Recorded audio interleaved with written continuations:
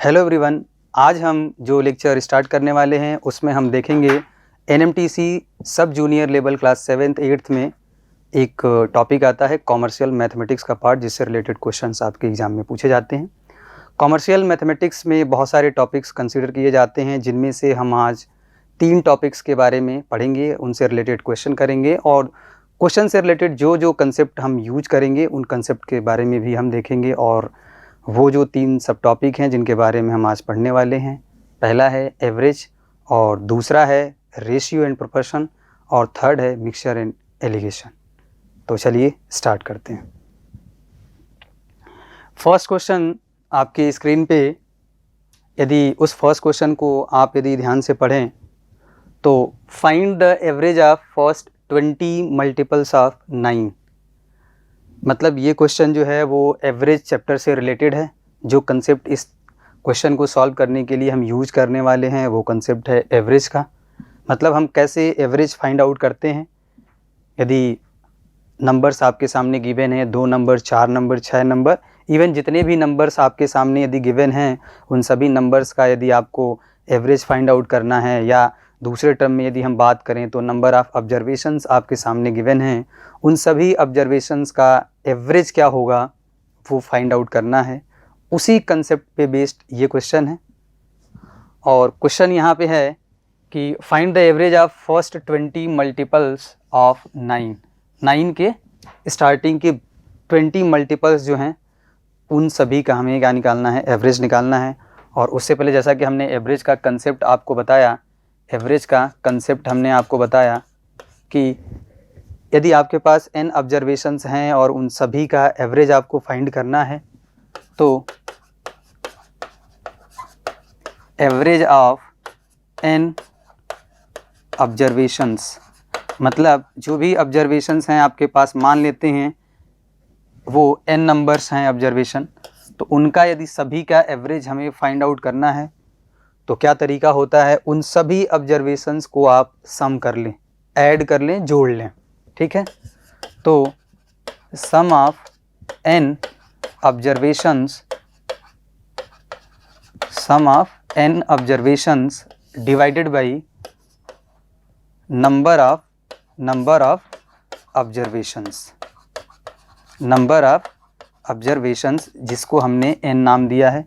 Simple सा formula है कि जितने ऑब्जर्वेशंस हैं सभी को ऐड कर दीजिए और जितने ऑब्जर्वेशन हैं उनके नंबर से क्या कर दीजिए, डिवाइड कर दीजिए। मतलब मान लेते हैं 10 ऑब्जर्वेशन आपके पास हैं, तो 10 ऑब्जर्वेशन को इंडिविजुअली सबको आपस में जोड़ दीजिए और डिवाइड किससे करेंगे, जितने ऑब्जर्वेशन हैं यानी कि 10, तो डिवाइड किससे करेंगे, 10 से। इसके बाद जो आपको वैल्यू मिलेगी कैलकुलेट करने के बाद, वही क्या होगा, इन 10 ऑब्जर्वेशन का एवरेज कहा जाएगा। ठीक है, तो वही यहाँ पे कंसेप्ट हम अप्लाई करने वाले हैं। यहाँ जो ऑब्जर्वेशन के रूप में जो गिवन है वो कह रहा है कि 9 का स्टार्टिंग का यानी फर्स्ट 20 मल्टीपल्स हैं 9 का। मतलब टोटल नंबर ऑफ ऑब्जर्वेशन की यदि बात करें तो फर्स्ट 20 यानी कि 20 ऑब्जर्वेशंस की बात कर रहा है। और वो ऑब्जर्वेशंस की यदि हम वैल्यू की बात करें तो वो 9 के मल्टीपल्स हैं, फर्स्ट 20 मल्टीपल्स। और यदि आप ऑब्जर्वेशन लिखेंगे तो क्या आएगा, 9 × 1। यदि 9 के मल्टीपल की बात करें, क्योंकि फर्स्ट 20 बोला है तो 1 से स्टार्ट हुआ, 9 × 1। अगला क्या आएगा, 9 × 2, अगला 9 × 3, नेक्स्ट 9 × 4, नेक्स्ट 9 × 5।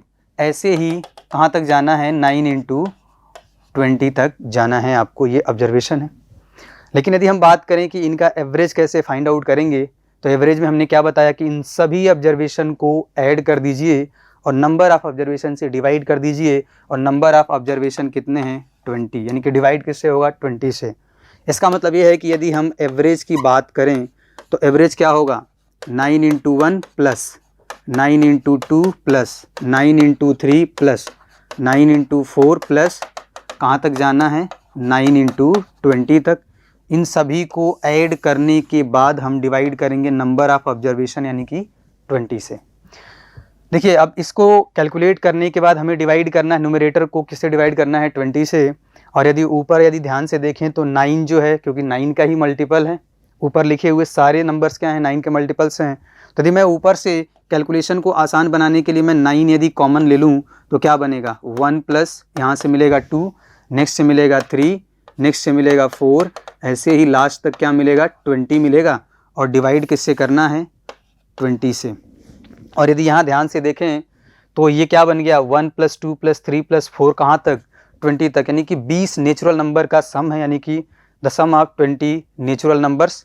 और आपको पता है कि n नेचुरल नंबर्स का सम क्या होता है nn + 1/2। n नेचुरल नंबर का सम क्या होता है nn + 1/2, यही होता है। तो डायरेक्ट ये अप्लाई कर सकते हैं, कितने यहाँ पे नेचुरल नंबर हैं 20 तक। 9 तो मल्टीप्लाई में रहेगा ही रहेगा क्योंकि पहले से है। 1 से लेकर 20 तक के नंबर्स का सम यदि बात करें तो 20, यानी कि n की वैल्यू कितनी है 20, n की वैल्यू है 20। तो 20 × n + 1 कितना हो जाएगा 21 डिवाइडेड बाई 2। ये तो हुआ न्यूमरेटर। और डिनोमिनेटर में डिवाइड किससे है तो 20 से डिवाइड है। किससे डिवाइड है 20 से डिवाइड है। यदि यार आप इसको कैलकुलेट करें तो यहाँ से मिलने वाला है 9 × देखिए 2 से कैंसिल आउट होगा 10 टाइम्स, तो 9 × 210 और डिवाइड में क्या मिलेगा 20, डिवाइड में क्या मिलेगा 20 मिलने वाला है। ठीक है, चलिए इसको हम डिवाइड करते हैं। जैसे ही डिवाइड करेंगे 0 से 0 कैंसिल हुआ है ना। और यदि हम बात करें इसको और 2 से कैंसिल करें तो कितनी बार में कैंसिल होगा 2 × 1 = 2 10.5। और इसको यदि हम मल्टीप्लाई करेंगे कितना आ गया 9 × 10.5। और 9 × 10.5 को यदि आप मल्टीप्लाई करेंगे तो कितना मिलने वाला है 94.5 मिलेगा। क्लियर है।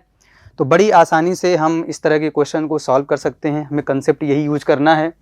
एवरेज ऑफ n ऑब्जर्वेशन की जब भी बात आएगी तो सम ऑफ n ऑब्जर्वेशन यानी जितने ऑब्जर्वेशन गिवन है सबको जोड़ के नंबर ऑफ ऑब्जर्वेशन से डिवाइड कर देंगे तो हम पहुंच जाएंगे average of n observation. Clear है। और यहाँ पे सम के लिए हमने 9 को बाहर कॉमन ले लिया क्योंकि 9 कॉमन लेते ही ये 20 तक नेचुरल नंबर के सम हो गया। और डायरेक्ट हमें फॉर्मूला पता है nn + 1/2, यानी कि n की वैल्यू 20, तो 20 × 21 डिवाइडेड बाई 2 मल्टीप्लाई बाई 9 ये न्यूमरेटर में आ गया। और डिवाइड किससे करना है 20, यानी नंबर ऑफ ऑब्जर्वेशन से। इसको आसानी से हमने कैलकुलेट कर लिया तो हम आंसर पे पहुंच गए। आंसर आ जाएगा 94.5। और ये क्या है 94.5, यही क्या है एवरेज है फर्स्ट 20 मल्टीपल्स ऑफ 9 का, यानी कि ऑप्शन नंबर सी आपको क्लियरली दिख रहा है 94.5। तो ऑब्जर्वेशन पे बेस्ड क्वेश्चन या जो भी क्वेश्चन एवरेज पे बेस्ड हैं हम उनमें केवल एक ही फॉर्मूला है जिसका हम अप्लाई करते हैं। ठीक है, चलिए तो आगे चलते हैं नेक्स्ट क्वेश्चन की तरफ। नेक्स्ट क्वेश्चन भी आप देखेंगे तो एवरेज से ही रिलेटेड है, एवरेज टॉपिक से ही रिलेटेड है। The average age of a class of 39 students is 15 years. 39 students की एक क्लास है जिनमें सभी स्टूडेंट्स के एज का यदि एवरेज की बात करें तो गिवन है 15 ईयर्स है। यानी कि कुछ स्टूडेंट्स ऐसे होंगे जो 15 ईयर्स से कम जिनकी एज होगी, कुछ स्टूडेंट ऐसे हो सकते हैं जिनकी एज 15 ही हो, कुछ स्टूडेंट्स ऐसे हो सकते हैं जिनकी एज 15 ईयर्स से ज़्यादा हो। लेकिन यदि हम बात करें 39 स्टूडेंट सभी की तो उनके एज का जो एवरेज है वो 15 ईयर्स गिवन है। ठीक है, चलिए आगे गिवन है कि if the age of the teacher be included. अच्छा, मतलब यहाँ पे ये कह रहा है कि यदि टीचर का भी एज हम इंक्लूड कर दें, पहले तो 39 स्टूडेंट्स थे जिनके एज का एवरेज गिवन है 15 ईयर्स।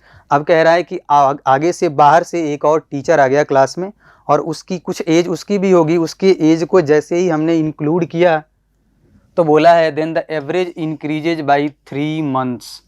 तो जो भी एवरेज पहले था यानी 15 ईयर्स, अब वो किससे बढ़ गया 3 मंथ्स से बढ़ गया। इसका मतलब अब जो नया एवरेज बना टीचर को इंक्लूड करने के बाद वो बन गया 15 ईयर्स 3 मंथ्स हो गया जैसा गिवन है।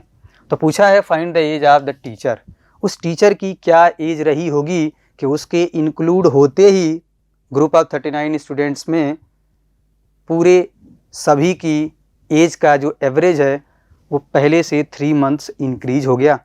और सीधी सी बात यहाँ पे यदि हम करें तो दिख रहा है कि एज क्या है एवरेज एज इंक्रीज हुआ है। इसका मतलब ही है कि जो एवरेज एज पहले रहा होगा उस एज से ज़्यादा ही टीचर की एज होगी, तभी एवरेज एज इंक्रीज हुआ है। क्लियर है। इसका मतलब ये है कि टीचर की एज 15 ईयर से तो ज़्यादा ही आने वाली है। चलिए, तो जैसा हमने अभी इसके पहले एवरेज का कंसेप्ट डिस्कस किया कि कैसे हम एवरेज फाइंड आउट करते हैं, सिंपल यहाँ भी क्या गिवन है, 39 स्टूडेंट्स के एज का एवरेज गिवन है 15 ईयर्स। मतलब ये है कि यदि हम बात करें average of 39 students, average of 39 students की यदि बात करें कितना गिवन है, 15 ईयर्स। और आपको पता है एवरेज ऑफ 39 स्टूडेंट्स हम कैसे काउंट करते हैं, तो सम ऑफ या फिर टोटल एज ऑफ 39 स्टूडेंट्स बोल सकते हैं, या sum of age of 39 students, sum of age of 39 students divided by number of students यानी 39। टोटल कितना, एवरेज ही है, ये क्या है, ये एवरेज है।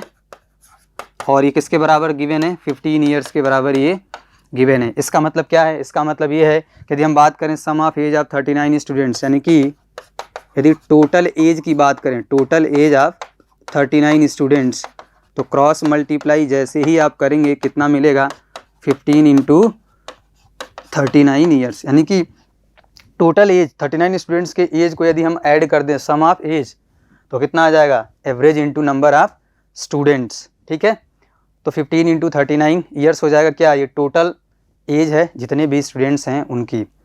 अब कह रहा है कि 15 स्टूडेंट्स है तो उनके सभी का एज का यदि सम हमने निकाला तो इतना मिला हमें। कह रहा है कि एक टीचर आगे से और जाके इंक्लूड हो गया, इंक्लूड होते ही अब कितने पर्सन हो गए, 39 तो पहले थे, टीचर के आने से हो गए 40, हो गए 40। और 40% होने के बाद, 40% होने के बाद ऐसा गिवन है, क्या गिवन है, एवरेज। तो एवरेज आप कितना, 40%, क्योंकि टीचर भी आ गया, 39 स्टूडेंट्स तो पहले ही थे। एवरेज आप 40% कितना गिवन है, तो गिवन है कि 3 मंथ से इंक्रीज हो जाता है। इसका मतलब 15 ईयर्स तो पहले था, 15 ईयर्स प्लस का अब कितना हो गया, और 3 मंथ्स और हो गया। और यदि हम इसको ईयर में कन्वर्ट करें तो 3 मंथ्स को क्या लिखेंगे, 3 मंथ्स को 1/4 ईयर्स लिखते हैं। और जैसे ही 15 + 1/4 करेंगे तो मिलेगा आपको 61/4 ईयर्स, 61/4 ईयर्स। ये क्या है, एवरेज है। क्या है ये, एवरेज है। कितने लोगों का, 40%, जिसमें टीचर भी इंक्लूड हो गया स्टूडेंट के साथ। ठीक है, अच्छा ये तो यदि हम बात करें ये एवरेज है। यदि हम बात करें टोटल एज किसकी, total age of 40%, total age of 40% की यदि हम बात करें तो इनका एवरेज यानी कि 61/4 years into number of person यानी 40, तो कितना हो जाएगा ये, यदि कैंसिल आउट करेंगे 10 टाइम्स यानी कि 610 ईयर्स आया। क्या आया, जहाँ पर 40% जिनमें 39 तो स्टूडेंट्स ही हैं, एक टीचर इंक्लूड है, उन सभी के एज का सम 610 ईयर्स आया।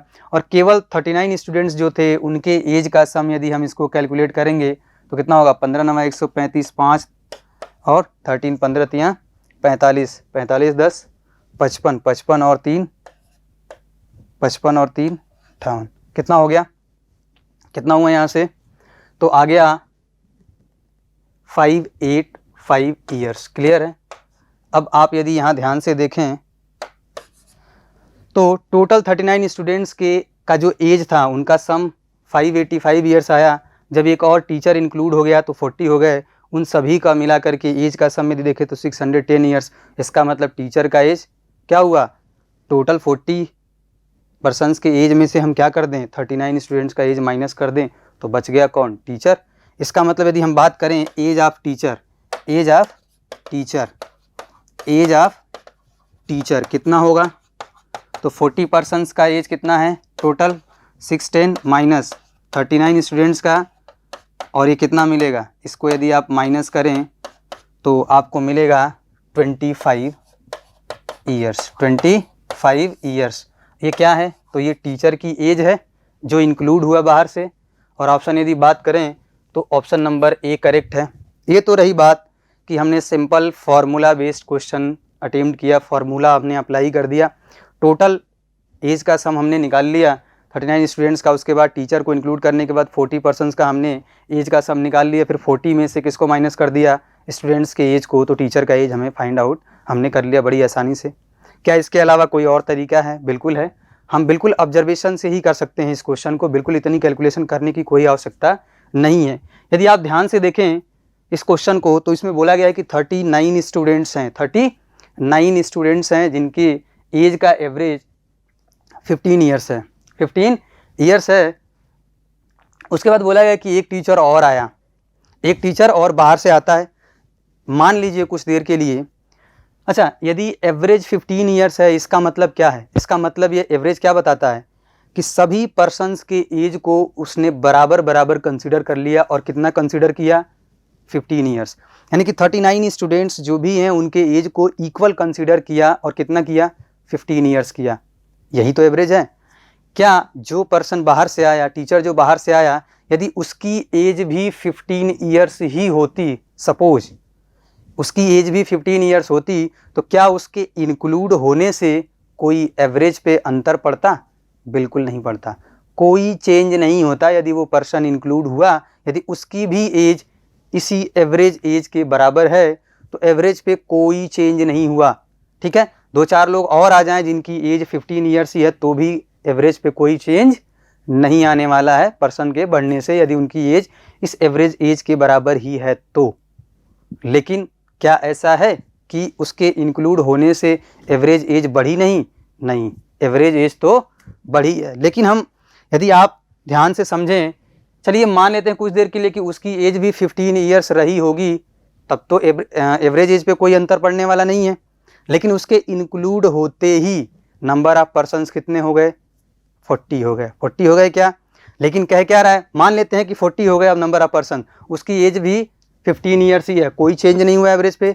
लेकिन यदि क्वेश्चन जो बोला गया है कि 3 मंथ्स बढ़ जाता है क्या एवरेज, इसका मतलब ये है कि हर एक पर्सन का एज पहले जो था 15 ईयर्स, उससे 3 मंथ्स क्या हो गया? ज़्यादा कंसिडर कर लिया गया। जैसा कि अभी बताया हमने एवरेज का क्या मतलब है। तो पहले 15 ईयर्स सभी पर्सन की एज थी, टीचर को भी हमने इंक्लूड कर लिया, मान लिया 15 ईयर्स ही है। लेकिन अब 40 हो गए, और क्वेश्चन के अकॉर्डिंग 3 मंथ्स इन 40 पर्सन्स की सबकी एज में 3 मंथ्स इंक्रीज हो गया। टोटल इंक्रीमेंट कितने का हुआ? 40 इंटू 3 मंथ्स। 40 इंटू 3 मंथ्स यदि हम बात करें तो कितने का इंक्रीमेंट हुआ? 40 इंटू 3 मंथ्स। और ये कितना हुआ? तो ये हुआ 120 मंथ्स। और 120 मंथ्स को यदि ईयर में कन्वर्ट करें, यदि मैं ईयर में इसको कन्वर्ट करूं तो कितना हुआ? 10 ईयर्स। कितना हुआ? 10 ईयर्स हुआ। ये 10 ईयर्स इंक्रीज हो गया सभी को मिलाकर। और इंक्रीज करने की जिम्मेदारी किसके पास थी? टीचर के पास। उसके आते ही बढ़ा। इसका मतलब वो जो टीचर आया, जिसको हमने 15 ईयर मान लिया था उसका एज, उसने और कितना बढ़ा दिया? कितना बढ़ाया? 10 ईयर्स और बढ़ा दिया। इसका मतलब वो 10 ईयर्स और एक्स्ट्रा जो आया वो कहाँ से आया? टीचर के साथ आया। टीचर को कंसिडर कितने का किया था हमने? 15 ईयर्स, 10 साल और बढ़ा हुआ, यानी कि वो इसके वजह से ही बढ़ा। तो 15 + 10 25। डायरेक्ट हम निकाल सकते हैं किसकी एज है? ये टीचर की एज है। तो बिल्कुल इतना कैलकुलेशन करने की कोई ज़रूरत नहीं है आपको। बस आपको जो पर्सन बाहर से इंक्लूड हुआ उसकी एज भी एवरेज मान लीजिए। ठीक है, उसके बाद जितना इंक्रीज हुआ सभी में उतने का इंक्रीज कर दीजिए। टोटल देखिए कितना इंक्रीज होता है, वही जो इंक्रीज हुआ उसको ऐड कर दीजिए इस 15 में, तो यही जो पर्सन इंक्लूड हुआ उसकी एज हो गई, जैसा कि मैंने आपको समझाया। सिमिलरली यदि एज डिक्रीज होता है, एवरेज एज डिक्रीज होता है किसी पर्सन के इंक्लूड होने से, इसका मतलब ही है कि एवरेज एज से उसकी एज कम है, तो उसको भी हम कंसिडर करेंगे कि उसकी एवरेज एज इतनी ही है। लेकिन उसके इंक्लूड होते ही मान लेते हैं 40 पर्सन हो गए, तो सभी के एज में उतना उतना डिक्रीज हुआ होगा। तो कितना डिक्रीज हुआ टोटल वो काउंट कर लें। और हमने 15 माना था, लेकिन 15 तो नहीं है, कम कर दिया ना। कितना कम कर दिया? उसको माइनस कर दीजिए 15 में से, तो उस पर्सन की एज आ जाएगी जिसने इंक्लूड करने के बाद एवरेज एज को कम कर दिया। क्लियर है? तो बहुत आसान है, इस पे क्वेश्चन इंक्लूड होने पे आपको इतनी कैलकुलेशन करने की कोई ज़रूरत नहीं है। ठीक है, आई होप आपको ये कंसेप्ट समझ में आया होगा। चलिए हम चलते हैं अपने नेक्स्ट क्वेश्चन की तरफ। Question number 3, the sum of 5 positive integers is 280। उसके बाद बोला गया है the average of the first 2 numbers is 40 and the average of third and fourth number is 60, then find the 5th number. ये भी average पे बेस्ड क्वेश्चन है, average concept पे। क्या बोला गया है? 5 पॉजिटिव इंटीजर्स हैं जिनका सम क्या है? 280 है। तो मान लेते हैं, चलिए 5AB C + D + E। 5 positive integers ले लिया हमने जिनका सम कितना दिया है? 280 हमने मान लिया। चलिए क्वेश्चन नंबर 1, आगे क्या गिवन है? फर्स्ट दो नंबर का एवरेज, यानी कि फर्स्ट दो नंबर कौन हुए, ए बी, लेकिन इनका एवरेज क्या होगा, ए बी अपॉन 2। क्यों, क्योंकि दो नंबर हैं तो 2 से डिवाइड करेंगे। कितना गिवन है, तो गिवन है 40। इसका मतलब यहाँ से यदि हम बात करें तो यहाँ से a प्लस बी की वैल्यू क्या आई, तो a प्लस बी की वैल्यू आ गई 80। कितनी आ गई, 80 आ गई। सिमिलरली क्या गिवन है, थर्ड एंड फोर्थ का एवरेज, थर्ड एंड फोर्थ का एवरेज यानी कि c प्लस डी अपॉन 2, ये कितना गिवन है 60, यानी कि c प्लस डी की वैल्यू कितनी आ गई 120। पूछा है क्या, e कितना है, आपको दिख रहा है a प्लस बी कितना है 80, यहाँ रख दीजिए, यहाँ क्या कर दीजिए 80 प्लस c प्लस डी आपको पता चल गया 120 प्लस e कितना हो गया 280 के बराबर ही तो गिवन है। यहाँ से e की वैल्यू आ जाएगी, इन दोनों को जब जोड़ेंगे तो 200 मिलेगा, माइनस करेंगे इधर ला करके तो e की वैल्यू क्या आ जाएगी, e आ जाएगी 280 माइनस 200, यानी कि e की वैल्यू आ गई 80। तो वो नंबर पांचवा जो है वो क्या है 80 है। और ये कौन से ऑप्शन में गिवन है, ऑप्शन नंबर डी। तो करेक्ट कौन सा हो जाएगा, ऑप्शन नंबर डी। तो बहुत आसान है एवरेज कंसेप्ट पे बेस्ड क्वेश्चन। चलिए चलते हैं नेक्स्ट क्वेश्चन की तरफ। If the average of 20 different 20 यानी कि नंबर ऑफ ऑब्जर्वेशन 20 है, डिफरेंट पॉजिटिव इंटीजर्स इज 20। 20 अलग अलग पॉजिटिव इंटीजर्स का जो एवरेज है वो 20 है, then the greatest possible number among these 20 numbers can be. अच्छा, कह रहा है कि डिफरेंट 20 पॉजिटिव इंटीजर्स हैं, उनका एवरेज जो है 20 गिवन है। 20 नंबर्स का एवरेज 20 गिवन है, वो नंबर्स में कंडीशन लगाया है कि सभी नंबर्स पॉजिटिव हैं और अलग अलग हैं, डिफरेंट हैं। उनका एवरेज 20 आया तो पूछा है कि उसमें से सबसे बड़ा नंबर कौन सा पॉसिबल हो सकता है। चलिए तो मान लेते हैं, लेट वो 20 नंबर्स तो होंगे ही होंगे, लेकिन यदि क्वेश्चन में यदि आप ध्यान से समझें तो दिया वो 20 नंबर जो हैं 20 नंबर्स हैं अलग अलग हैं, डिफरेंट हैं, डिफरेंट है इसका मतलब डिफरेंट ही नंबर लेने हैं। पॉजिटिव है इसका मतलब पॉजिटिव नंबर ही लेने हैं, क्लियर है। और कह रहा है कि ग्रेटेस्ट पॉसिबल नंबर क्या हो सकता है। अच्छा, एक मिनट के लिए यदि सोचते हैं, जो 20 नंबर्स हैं, जो 20 नंबर्स हैं first second third fourth fifth लेकर के 20 तक, मान लेते हैं जो 20th नंबर है वो सबसे बड़ा है, मान लिया हमने 20th जो नंबर है सबसे बड़ा है। अच्छा, लेकिन उसको एकदम ग्रेटेस्ट बनाना है, मैक्सिमम बनाना है। इसका मतलब क्या हुआ कि बाकी के जो 19 नंबर्स हैं उसको छोटा से छोटा बना दें, तभी तो वो बड़ा से बड़ा बनेगा, क्योंकि कंडीशन तो गिवन है कि एवरेज 20 है, तो वो तो 20 आना ही आना है कैलकुलेट होने के बाद एवरेज 20 नंबर्स का। लेकिन कह रहा है कि एक नंबर को मैक्सिमम बनाना है, तो वो कब पॉसिबल है, जब बाकी के 19 नंबर एकदम कम से कम हो जाएं, तो 20वां जो है वो सबसे बड़ा हो जाएगा। लेकिन कम से कम 19 नंबर्स जो हैं वो क्या हो सकते हैं, डिफरेंट होने चाहिए, पॉजिटिव भी होने चाहिए। तो इन दोनों कंडीशन को पॉजिटिव कंसिडर करते ही 0 से बड़ा नंबर, ठीक है, इंटीजर कंसिडर करते ही इंटीजर सारे 0 से बड़े, डिफरेंट तो 0 से बड़े डिफरेंट इंटीजर से ही हमें लेने हैं और छोटे छोटे नंबर लेने हैं सबसे।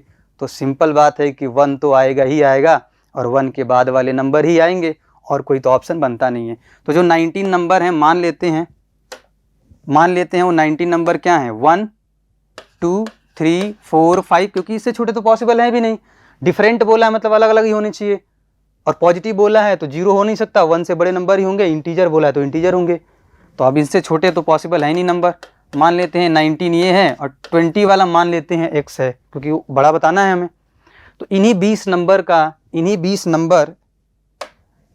नंबर का जो एवरेज गिवन है वो 20 गिवन है। क्या गिवन है, 20 गिवन है।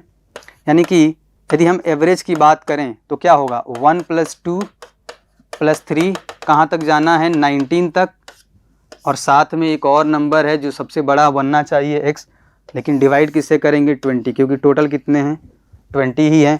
और भैया ये एवरेज गिवन कितना है, तो ये 20 गिवन है। कितना गिवन है, 20 ही गिवन है एवरेज। यानी कि इन सभी नंबर्स के यदि सम की बात करें 19 + x, क्रॉस मल्टीप्लाई करेंगे 20 × 20 कितना हो जाएगा, 400 हो जाएगा। क्या, ये तो हो गया 400।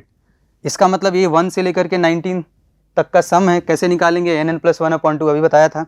n कितना है 19 20, n + 1 कितना हो गया 20/2 प्लस x, इसकी वैल्यू कितनी आ गई 400। इसको कैलकुलेट करेंगे तो 2 से कैंसिल करेंगे 10 हुआ, यानी कि 100 90 प्लस एक्स की वैल्यू कितनी आ गई 400। इसका मतलब यहाँ से यदि एक्स की वैल्यू कैलकुलेट करेंगे तो 400 माइनस 190 और एक्स की वैल्यू कितनी आ जाएगी 210, यानी 210 आ जाएगी एक्स की वैल्यू। बहुत ही सिंपल है, केवल लैंग्वेज समझना था यहाँ पे कि 20 डिफरेंट पॉजिटिव इंटीजर्स होनी चाहिए जिसमें एक नंबर को मैक्सिमाइज करना है, तो बाकी के सारे 19 नंबर्स छोटे से छोटे हम लेंगे, लेकिन क्योंकि डिफरेंट नंबर्स हैं और पॉजिटिव हैं तो जीरो से बड़े नंबर होंगे, अलग अलग होंगे, लेकिन इंटीजर्स हैं तो सभी इंटीजर्स भी होंगे। तो 1 2 3 4 से लेकर 19 तक 19 नंबर तो यही लेना पड़ेगा, इससे छोटे पॉसिबल है नहीं क्योंकि पॉजिटिव भी होना है। और 20वां मान लेते हैं कि वो सबसे बड़ा नंबर होगा। इन 20 का जो एवरेज है 20 नंबर्स का एवरेज है 20 गिवन है, हमने फार्मूला लगा दिया, कैलकुलेट कर लिया, एक्स की वैल्यू यहाँ से आ गई 210, यानी कि वो मैक्सिमम बड़ा से बड़ा नंबर कौन हो सकता है 210। इससे बड़ा कोई नंबर पॉसिबल नहीं हो सकता है जो कि इस गिवन कंडीशन को सेटिस्फाई करे। क्लियर है? चलिए, तो आंसर हो गया ऑप्शन नंबर ए। चलते हैं हम अपने नेक्स्ट क्वेश्चन की तरफ। Question number 5, the ratio of present age of Salma and Mona is 2:3। ये तो क्वेश्चन आ गया आपका रेशियो से रिलेटेड। किससे रिलेटेड? रेशियो से रिलेटेड, क्योंकि एज का रेशियो गिवन है, मतलब रेशियो बेस्ड क्वेश्चन है। हम इसे कैसे अटेम्प्ट करेंगे उसके बारे में देखना है।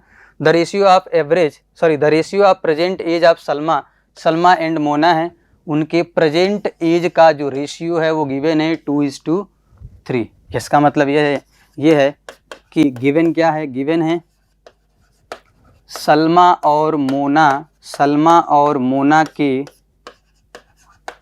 एज जो कि प्रेजेंट एज है उसका रेशियो 2:3 गिवन है।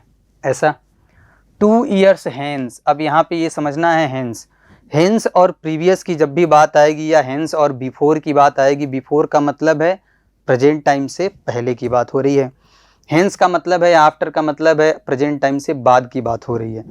कह रहा है कि 2 ईयर्स हैंस यानी आज से प्रेजेंट टाइम से 2 साल बाद the ratio of their age, यानी इन्हीं दोनों के एज का रेशियो 5:7 हो जाएगा 2 साल बाद। क्लियर है? इसका मतलब है कि 2 ईयर्स बाद जो है वो 5:7 होगा इन्हीं के एज का रेशियो। तो बताना है कि इन दोनों का प्रेजेंट एज क्या है। इसका मतलब यदि इस रेशियो से हम लिखने की कोशिश करें, ये प्रेजेंट एज ही तो है, ये कैसा एज है, इनके एज जो भी हैं ये प्रेजेंट एज का रेशियो है। इसका मतलब इस रेशियो से यदि हम लिखने की बात करें तो क्या लिख सकते हैं? तो लिख सकते हैं प्रेजेंट एज ऑफ सलमा को हम लिख सकते हैं 2x। x क्यों लेंगे साथ में? क्योंकि ये रेशियो है। क्लियर है? Similarly present age of Mona की यदि हम बात करें तो 3 टाइम्स x। ये तो हो गया प्रेजेंट एज, हमने लिख दिया गिवन रेशियो के हिसाब से। आगे बोला है 2 साल बाद, तो चलिए 2 साल बाद चलते हैं। 2 साल बाद जाएंगे तो इनकी एज भी आज से 2 साल ज़्यादा होगी। इसका मतलब क्योंकि रेशियो तो उन्हीं का लेना है, सलमा और मोना। 2 साल बाद चलेंगे तो सलमा की एज भी पहले तो 2x यानी प्रेजेंट रही, आज 2 साल बाद 2 इसमें और ऐड हो गया। मोना की एज अभी जो है 3x है, 2 साल बाद यानी कि 2 साल बड़ी ये भी होगी। दोनों का रेशियो क्या हो जाएगा? 5:7 हो जाएगा। क्लियर है? तो केवल आपको लैंग्वेज पढ़नी है, इक्वेशन बनानी है। क्रॉस मल्टीप्लाई करते ही 7 से मल्टीप्लाई इधर करेंगे तो 14x प्लस का 14 इज इक्वल टू 5 से मल्टीप्लाई इधर करेंगे तो 15x प्लस 10। क्लियर है? 14x को उधर ले जाइए, 10 को इधर लाइए, तो क्या बनेगा यहाँ पे 14 minus 10 is equal to 15x minus 14x। और यहाँ से क्या मिलेगी? x की वैल्यू आपको मिलने वाली है, x यहाँ से मिलेगा, x की वैल्यू क्या मिलेगी 4। लेकिन पूछा क्या है? Their present age. अब प्रेजेंट एज क्या माना हमने? 2x, किसकी? सलमा की। तो x की वैल्यू आ गई 4, यानी कि इनकी प्रेजेंट एज कितनी हो गई? 2 × 4 यानी कि 8 ईयर्स किसकी एज हो गई? सलमा की। और मोना की कितनी हो गई? 4 यानी 3x यानी 3 × 4 12 ईयर्स। तो सलमा की एज तो हो गई 8 साल और मोना की एज हो गई 12 साल। कौन सी एज? प्रेजेंट एज जो पूछा है, यानी 8 और 12 होना चाहिए ऑप्शन में। 8 ईयर्स और 12 years, option number B correct है। तो ये आपने देखा कि बहुत आसानी से हम इसको अटेम्प्ट कर लिए। अच्छा, इस क्वेश्चन को हम variable linear equation in 2 variable method से भी कर सकते हैं। उनकी एज का रेशियो मान लेते हैं कि प्रेजेंट एज जो है सलमा की x है, मोना की y है। चलिए उसको भी बता देते हैं। लेट कर लिया था, लेट प्रेजेंट एज लेकिन ये पहला वाला मेथड आसान है। Let present age of Salma, मान लेते हैं x ईयर्स है, और सिमिलरली मोना की प्रेजेंट एज मान लेते हैं, y ईयर्स है। कंडीशन जो गिवन है, दोनों के एज का रेशियो कितना है, 2:3, तो एक तो इक्वेशन यहाँ से आ जाएगी। सिमिलरली बोला है 2 साल बाद, तो इसकी एज भी 2 साल बाद x+2 हो जाएगी, इसकी एज y+2 हो जाएगी, और रेशियो कितना हो जाएगा 5/7। तो दूसरी इक्वेशन एक्स वाई में यहाँ से बनेगी, पहली इक्वेशन यहाँ से बनेगी। इन दोनों को साइमल्टेनियस सॉल्व कर लेंगे तो x की वैल्यू आ जाएगी, y की वैल्यू आ जाएगी, जो कि प्रेजेंट एज ही है। क्लियर है। लेकिन हम ऐसे भी मान सकते हैं, रेशियो से डायरेक्ट लिखेंगे, एक ही वेरिएबल बनेगा, एक ही इक्वेशन से हमारा काम हो जाएगा। क्लियर है। तो दोनों में से कोई सा भी मेथड हम यूज कर सकते हैं। चलिए चलते हैं नेक्स्ट क्वेश्चन की तरफ। क्वेश्चन है the ratio of third proportional to 12 and 30 and the mean proportional between 9 and 25 is. अच्छा, मतलब थर्ड प्रोपोर्शनल जो कि 12 और 30 का थर्ड प्रोपोर्शनल, और 9 और 25 के बीच का जो मीन प्रोपोर्शनल है, इन दोनों का रेशियो पूछा है। ये बात आ गई थर्ड प्रोपोर्शनल, मीन प्रोपोर्शनल, यानी कि proportion, ratio and proportion topic, जैसा कि हमने बताया था, ये प्रोपोर्शन से क्वेश्चन है। तो दो तरह का प्रोपोर्शन होता है। पहला होता है, मान लेते हैं, चलिए ए, बी और सी तीन नंबर्स हैं। क्लियर है। तो यदि हम बात करें प्रोपोर्शन की, तो एक होता है मीन प्रोपोर्शन, और दूसरा जो होता है वो होता है थर्ड प्रोपोर्शन।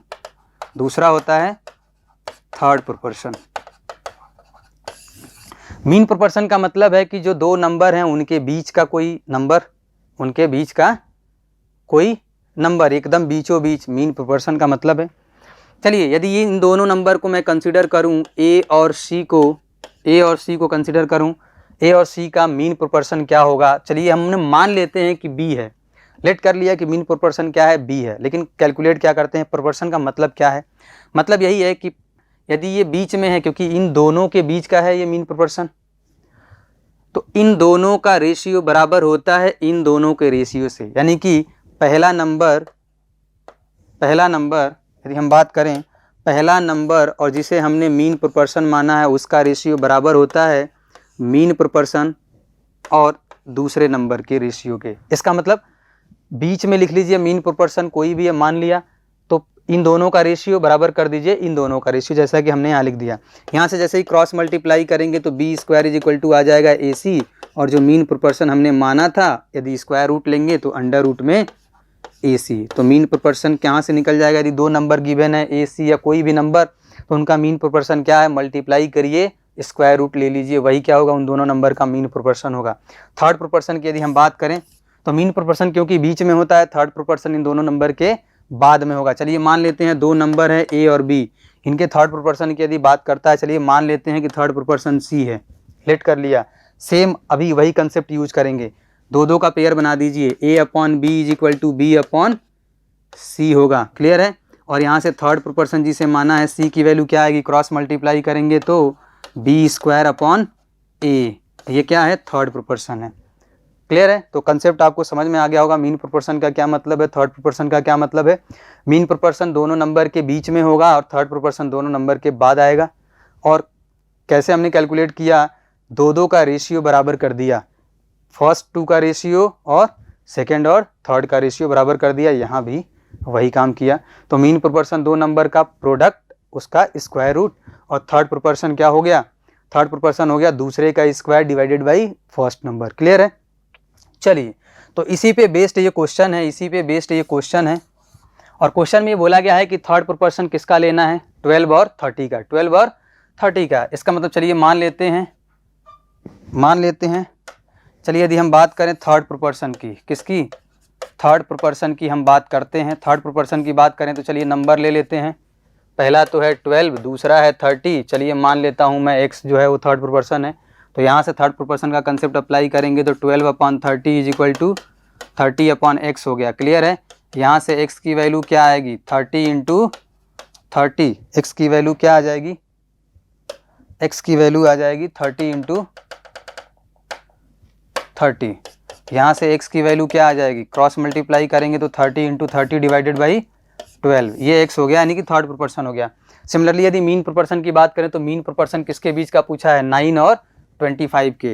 तो यदि हम मीन प्रोपोर्शन की बात करते हैं, मीन प्रोपोर्शन की बात करते हैं तो किसके बीच का पूछा है, 9 और 25। मान लेते हैं इसके बीच कोई नंबर है y, वो मीन प्रोपोर्शन है इनका। इसका मतलब 9/y इज इक्वल टू क्या होगा, y/25। तो यहाँ से y की वैल्यू क्या होगा, अभी बताया था, इन दोनों का प्रोडक्ट लेके स्क्वायर रूट ले लीजिए, यानी कि स्क्वायर रूट में 9 × 25। इसको कैलकुलेट करेंगे तो कितना आने वाला है, ये कैलकुलेट करेंगे तो यहाँ से y की वैल्यू क्या आ जाएगा, 3 यहाँ से बाहर निकलेगा, पेयर बन के 5 यहाँ से, तो कितना मिल जाएगा, 15 मिल जाएगा।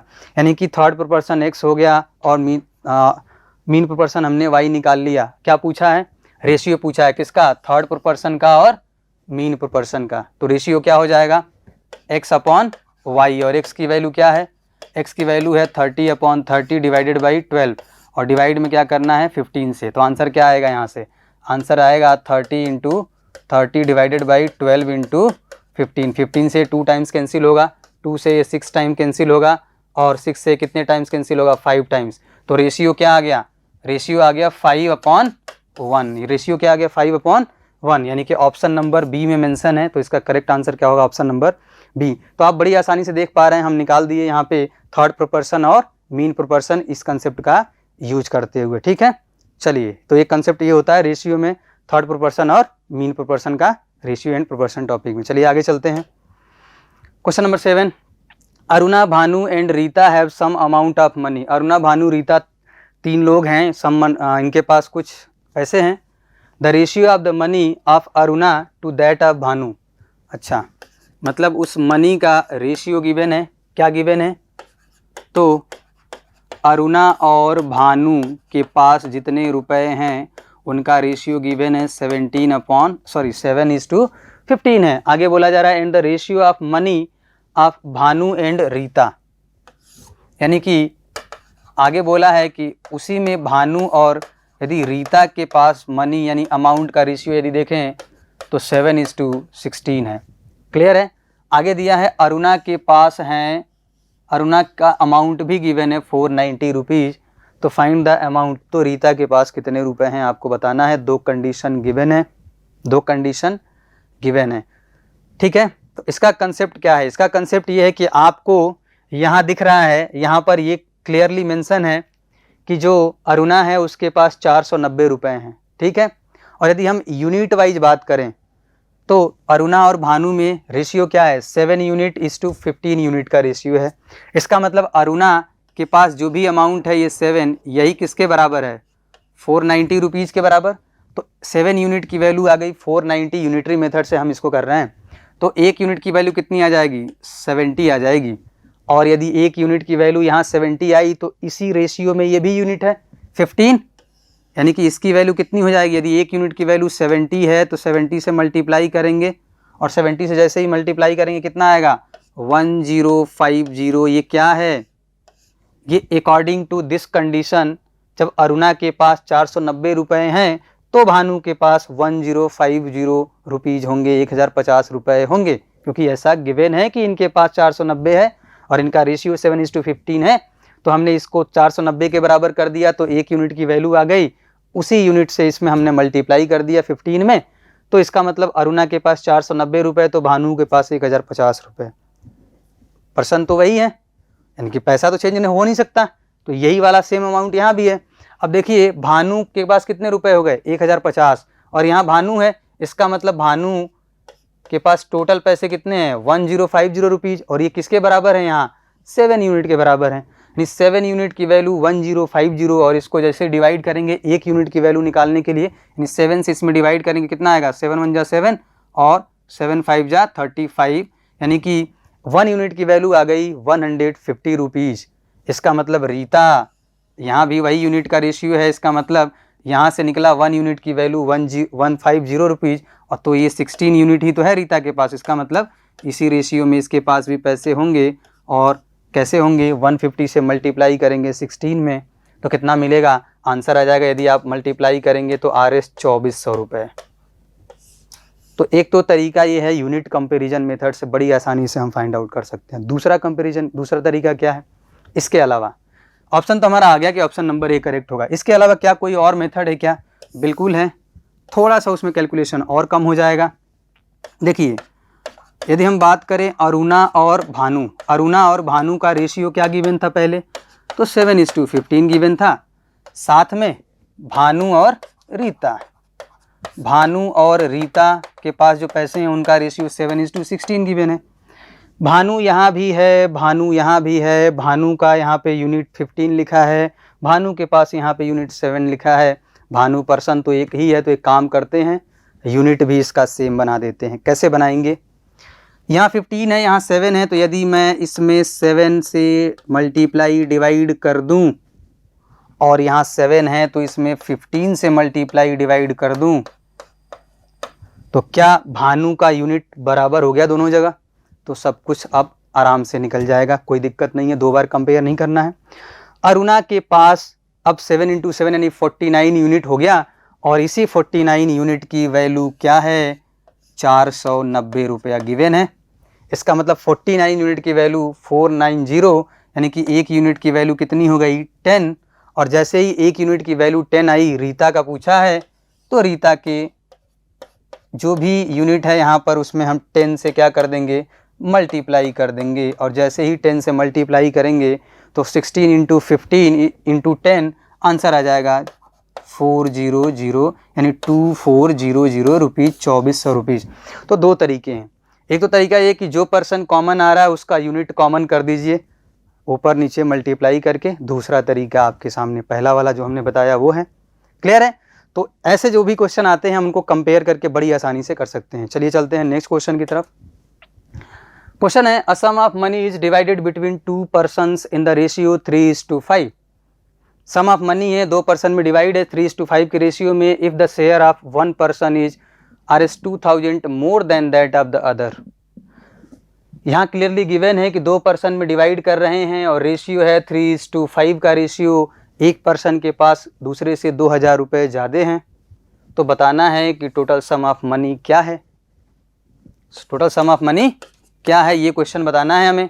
तो काम करते हैं, एक यहाँ से मान लेते हैं, रेशियो लिख देते हैं। चलिए A/B लिख देते हैं। मान लेते हैं दोनों पर्सन A और B हैं, कितना है? 3:5। और यदि यहाँ से हम लिखने की कोशिश करें, जैसा कि हमने पहले क्वेश्चन में भी किया था, यदि हम बात करें कि A के पास कितने हैं तो 3x और B के पास कितने हैं तो 5x। रेशियो से तो हम ऐसा लिख सकते हैं। और टोटल यदि मिला दिया जाए तो टोटल मनी यही तो है, कितना हो गया? 3x + 5x, टोटल यही है टोटल। कितना हुआ? 8x। यानी कि टोटल अमाउंट तो हमें 8x की वैल्यू निकालनी है। लेकिन कंडीशन क्या गिवन है? कंडीशन ये गिवन है कि एक पर्सन जो है उसके पास दूसरे से 2000 रुपये ज़्यादा हैं। किसके पास ज़्यादा होंगे? 5x वाले के पास ज़्यादा होंगे। ये तो 3x है, ये 5x है, तो इसके पास ज़्यादा होंगे। क्लियर है? तो ये 5x की जो वैल्यू है कैसे हम कैलकुलेट करेंगे? चलिए, यहाँ पर जो गिवन है कह रहा है कि इस पर्सन के पास इससे 2000 रुपये ज़्यादा हैं। इसका मतलब जो 5x है वही ज़्यादा होगा किससे?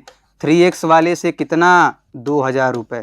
क्लियर है? इसको आप जैसे ही कैलकुलेट करेंगे, 3x को इधर लाएंगे तो 2x की वैल्यू आ जाएगी 2000, तो x की वैल्यू आ जाएगी 1000 रुपीज़। और जैसे ही x की वैल्यू 1000 रुपीज़ आई तो टोटल अमाउंट कितना? टोटल अमाउंट है 8x। इसमें किससे मल्टीप्लाई करेंगे? 1000 से, तो टोटल कितना आ जाएगा? 8000 रुपये। कितना आ जाएगा? 8000 रुपीज़ आ जाएगा टोटल अमाउंट, जो कि ऑप्शन नंबर बी में गिवन है। क्या इसके अलावा कोई और मेथड भी है क्या? इसके अलावा एक और बहुत आसान मेथड है। यदि आप यहाँ देखें, डिफरेंस गिवन है। क्या गिवन है? डिफरेंस। जो पर्सन जिसके पास ज़्यादा अमाउंट है, दूसरा पर्सन है जिसके पास कम अमाउंट है, दोनों का डिफरेंस ही क्या गिवन है? 2000। तो डिफरेंस जो अमाउंट में है वही डिफरेंस क्या है? रेशियो का होगा, क्योंकि रेशियो का डिफरेंस ही अमाउंट का डिफरेंस देगा। रेशियो का डिफरेंस क्या है? 2 है, 3 है, ऊपर नीचे 5, तो रेशियो का डिफरेंस कितना है? 2। क्या यही यूनिट डिफरेंस किसके बराबर है? 2000 रुपीज़ के बराबर है। क्या यही डिफरेंस क्या दे रहा है हमें? 2000 रुपये का अंतर दे रहा है। इसका मतलब 1 यूनिट की बात यूनिटरी मेथड से यहाँ करें तो कितना आ जाएगा? 1000 रुपीज़। और टोटल अमाउंट कितना है? टोटल जो यूनिट है उसको ऐड कर दीजिए, तो 3 और 5 8, और 1 यूनिट की वैल्यू कितनी है? 1000। तो 8 यूनिट की वैल्यू कितनी होगी? 1000 से कर दीजिए मल्टीप्लाई, आ गया 8000 रुपीज़। तो डायरेक्ट आंसर भी आप ऐसे कंपेयर करके यूनिट को फाइंड आउट कर सकते हैं। तो ऑप्शन नंबर बी।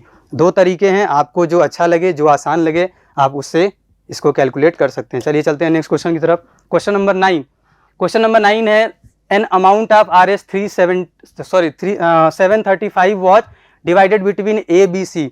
3 पर्सन है, 735 रुपये को डिवाइड कर दिया है। If each of them had received, if condition लगाया है कि if each of them had received 25 rupees less, comma their share would have been in the ratio 1:3:2, then find the money received by C.